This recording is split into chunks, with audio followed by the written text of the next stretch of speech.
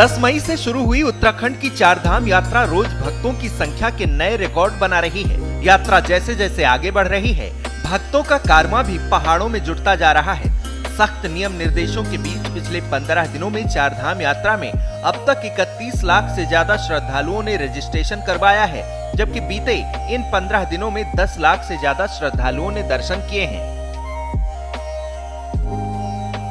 उत्तरकाशी जिले में मौजूद यमुनोत्री और गंगोत्री धाम में भी तीर्थयात्रियों ने पिछले सारे रिकॉर्ड तोड़ दिए।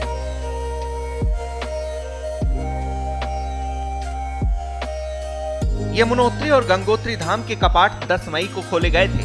24 मई को यमुनोत्री धाम में 9,812 श्रद्धालु पहुंचे, वहीं गंगोत्री धाम में 13,602 यात्रियों की मौजूदगी रही।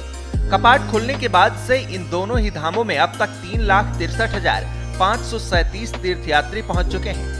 पिछले साल यानी 2023 में शुरुआती दिनों में गंगोत्री और यमुनोत्री धाम में 1,97,413 तीर्थयात्री पहुंचे थे।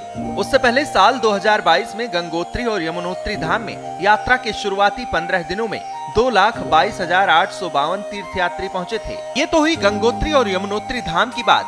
अब आपको बताते हैं कि केदारनाथ और बद्रीनाथ धाम के कपाट खुलने के बाद से अब तक कितने तीर्थयात्रियों ने दर्शन किए हैं। केदारनाथ धाम में 24 मई को 22,814 श्रद्धालुओं ने बाबा केदार के दर्शन किए। बद्रीनाथ धाम में 24 मई को 23,091 श्रद्धालुओं ने भगवान बद्री विशाल के दर्शन किए।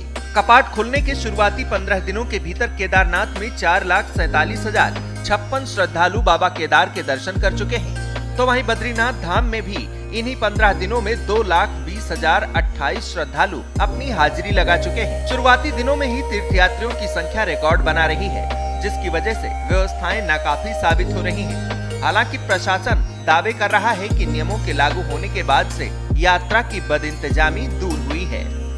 ब्यूरो रिपोर्ट, श्रेष्ठ उत्तराखंड।